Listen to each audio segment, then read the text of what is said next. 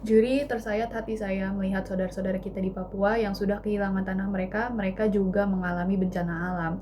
Mereka yang tinggal di pegunungan misalnya, mungkin nggak punya KTP negara kita dan nggak diakui sebagai warga negara manapun, tapi mereka sudah bersemayam di sana bertahun-tahun dan pada akhirnya semakin dipinggirkan di tanah mereka sendiri. Mereka nggak bisa kemana-mana ketika bencana alam mereka udah habis dibabat pengusaha, mereka nggak bisa makan dan lain sebagainya. Dan bencana alam tersebut juga bukan karena mereka nggak abai sama alam mereka, tapi pada akhirnya itu akan mencelakakan mereka juga pada akhirnya. Dan mengapa hal tersebut terjadi, Juri? Karena saat ini dalam status quo, pemerintah masih menganggap beberapa tempat seperti Papua dan lain sebagainya itu seperti tanah kosong dan mereka tuh nggak realistis soal itu. Mereka memakai logika masyarakat pada akhirnya bisa direlokasi, bisa dipinggirkan ke distrik yang masih ada di kala banjir bandang akibat penggundulan hutan ataupun disebabkan oleh abai lingkungannya pihak-pihak lain. Namun sebenarnya alasan bencana itu bukan hanya karena ekosistem alam yang nggak optimal aja pada sekarang, tapi karena rencana-rencana ambisius yang nggak mempertimbangkan kondisi alam. Juri sadarilah bahwasanya bencana alam itu bukan karena siklus alam yang nggak optimal aja, tapi karena pemerintah nggak mau melaksanakan mitigasi.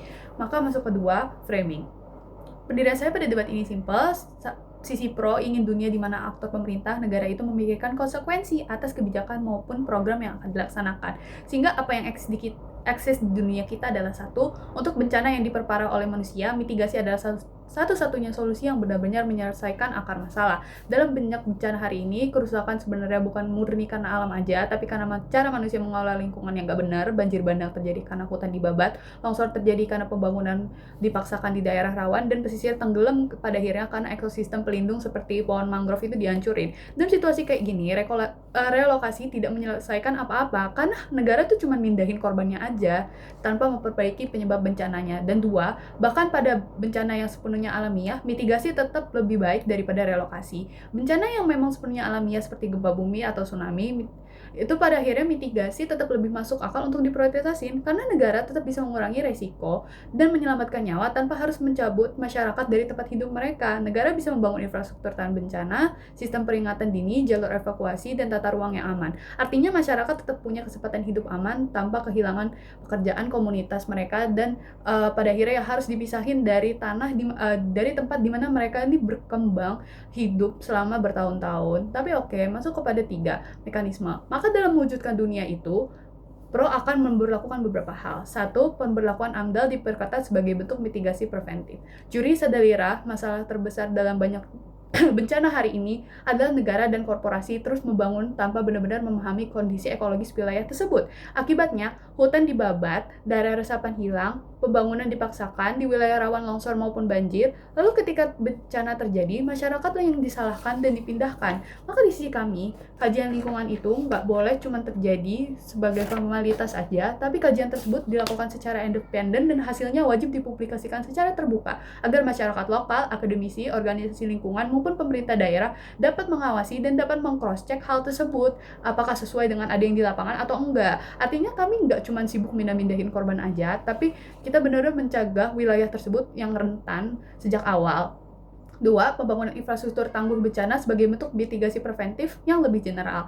Artinya, saat oposisi itu coba bawa contoh bencana alam yang terjadi secara alamiah seperti gunung meletus, tsunami, gempa bumi, dan lain sebagainya, kami juga akan melakukan mitigasi preventif kok terhadap hal tersebut, yaitu dengan negara memprioritaskan infrastruktur tangguh bencana sebagai bentuk mitigasi yang lebih general dan sustainable. Maka di sisi kami, negara mempunyai rumah tahan gempa, sistem peringatan dini, jalur evakuasi, shelter darurat, tanggul, serta ruang-ruang yang pada akhirnya ya akan membuat mereka tuh hidup aman tanpa harus kehilangan tanah. Karena sadarilah juga kalau misalkan di status quo pada akhirnya penduduk itu udah padat di banyak daerah dan pada akhirnya ya mau direlokasikan kemana. Maka dari itu, relokasi mungkin menyelamatkan masyarakat dari suatu bencana hari ini, tetapi mitigasi menciptakan sistem perlindungan yang bisa menjaga mereka dalam jangka panjang tanpa harus tercabut dari tempat hidupnya. Dan tiga, mekanismenya adalah pengalokasian dana yang lebih sesuai untuk badan pemerintah yang terkait seperti Bapeda atau BNPB. Dan dunia kami, Bapeda itu nggak cuma berfungsi sebagai lembaga perancang pembangunan biasa, tapi memastikan seluruh pembangunan daerah mempertimbangkan risiko ekologis dan kebencanaan sejak awal. Sementara BNPB diperkuat baik dari sisi dana maupun kapasitas untuk mempercepat kesiapsiagaan respon darurat untuk pemulihan pasca bencana. Karena masalah dalam status quo hari ini adalah negara terlalu fokus mengeluarkan biaya besar setelah masyarakatnya udah jadi korban duluan, tetapi minim investasi untuk mencegah resiko itu terjadi sejak awal. Pada akhirnya, dunia kami menciptakan negara yang lebih bertanggung jawab dan lebih siap melindungi masyarakatnya. Bukan negara yang terus-menerus menjadikan relokasi sebagai solusi instan aja.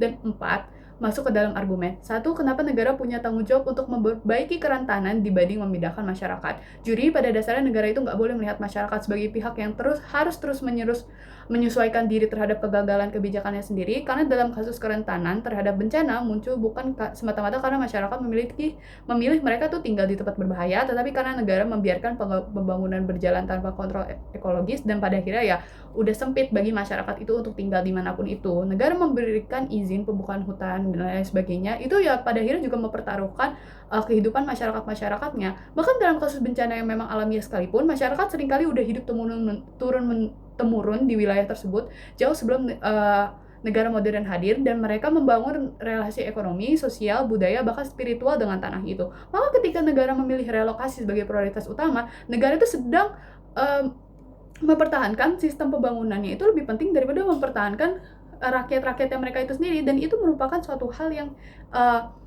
ironis. Maka 2, kenapa mitigasi lebih realistis dibandingkan relokasi massal? Juri, oposisi mungkin mencoba membangun kesan bahwa relokasi adalah solusi yang lebih cepat. Tapi padahal dalam praktiknya relokasi massal itu justru sangat